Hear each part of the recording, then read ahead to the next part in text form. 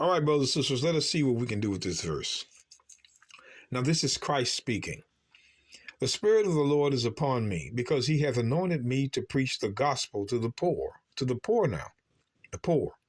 He has sent me to heal the brokenhearted, to preach deliverance to the captives, and recovering of sight to the blind, to set at liberty, which is freedom, them that are bruised. So, when we go back up to the top of the verse, the Spirit of the Lord is upon Christ, because God has anointed Christ to preach the gospel to the poor. Now, the poor are also the brokenhearted, captives, blind, and bruised. It's all the same. So, if Christ came to preach the gospel to the poor, was it anybody's poor, or was it a specific poor he came to teach? Let's get the book of Psalm 72.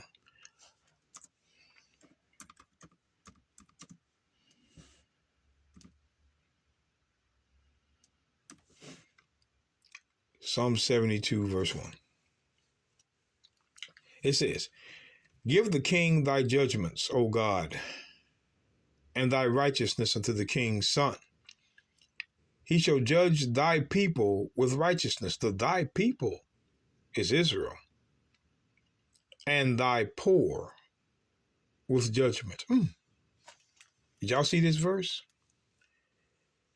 It says, thy people, thy poor, meaning God's people is his poor. Notice it says thy poor, which means this poor is God's poor. He's not talking about poor of any nation. It's a specific poor, as the verses in the Bible say. Let's get the book of Psalm 74. Psalm 74, verse 18. David writes again, Remember this, that the enemy hath reproached. The enemy is the Gentile. Psalms 9 and 5. O Lord, and that the foolish people have blasphemed thy name. O deliver not the soul of thy turtle dove unto the multitude of the wicked. You see that? Forget not the congregation of thy poor forever. Thy poor, which means the poor is a specific poor. It's even called, if it's thy poor, that means it's God's poor.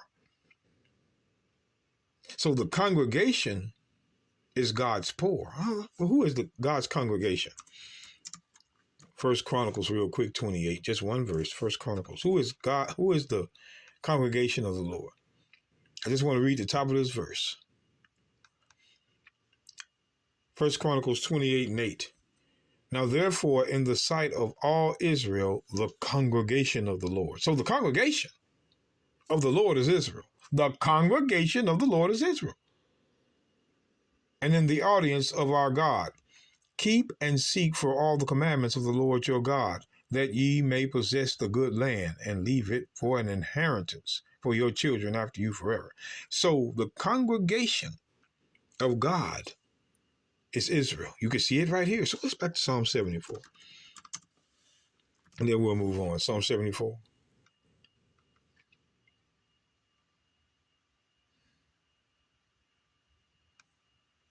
Verse 19.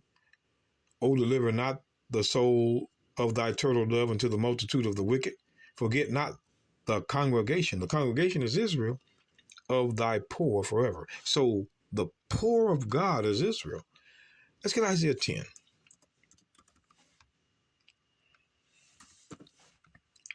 Isaiah 10 and 1.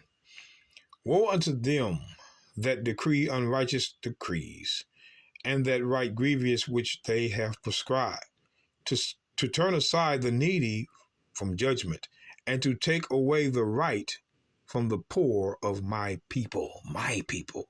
The poor of my people. That's Israel. That widows may be their prey, and that they may rob the fatherless. Let's go Isaiah 14:32. Isaiah 14.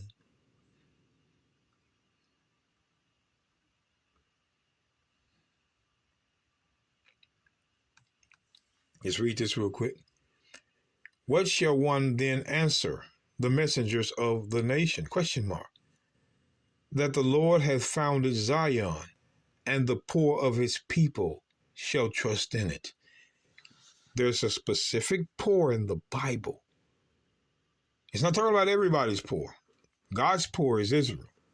God's poor is Israel. So when we go back to Luke, then we're going to Isaiah. Luke 4:18.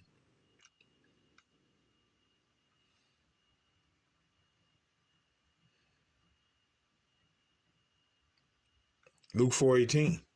The Spirit of the Lord is upon me, because he hath anointed me to preach the gospel to the poor. Which poor was that? Israel. That was God's poor. It's not talking about everybody's poor. The poor is Israel. He has sent me to heal the brokenhearted. The brokenhearted is Israel. To preach deliverance to the captives. The captives is Israel. And the recovering of sight to the blind. The blind is Israel. To set at liberty freedom them that are bruised, which is Israel.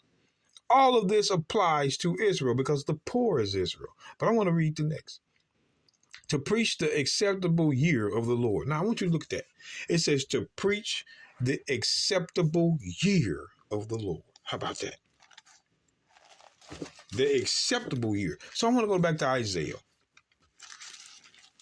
I want to go to Isaiah real quick. Isaiah.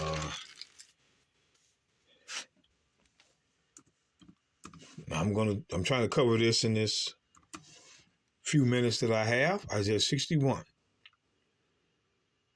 Verse 1.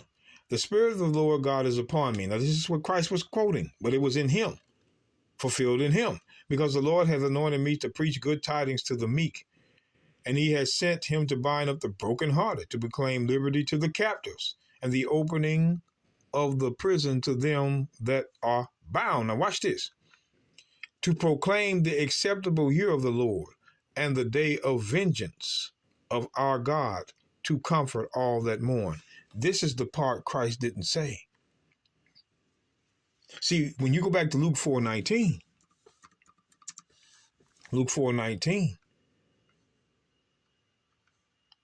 Christ left that part out. To preach the acceptable year of the Lord. To preach the acceptable year of the Lord. The acceptable year. But we'll go back to Isaiah 61. I want y'all to see this real quick. Verse 3. To proclaim the acceptable year of the Lord and the day of vengeance of our God, to comfort all that mourn. Who is the vengeance of God against? If there is a vengeance, who would it be against?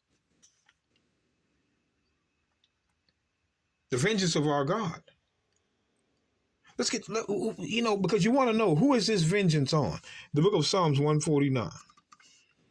Psalms 149. Real quick, because I don't have enough time. Verse 6, let the high praises of God be in their mouth, and a two-edged sword in their hand. Who is this talking about? Who is it talking about? For the Lord taketh pleasure in his people. He will beautify the meek with salvation. And so his people, that's why it says, let the saints be joyful in glory. So when it says, let the high praises of God be in their mouth and a two-edged sword in their hand, to execute vengeance upon the heathen. There is the vengeance. The vengeance is going to be on the Gentiles. The vengeance is going to be on the Gentiles. When the acceptable year of the Lord comes, that's his vengeance on the other nations. So the gospel was for his poor, which is Israel, and to teach that the other nations are, look at this. Watch this.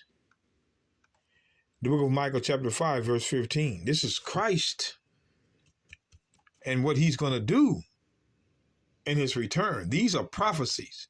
And the I is Christ, will execute vengeance in anger and fury upon the Gentiles, the heathen. See, they're the heathen, such as they have not heard. This ain't never happened before. That lets you know that this is going to happen when Christ comes. So the vengeance with the acceptable year,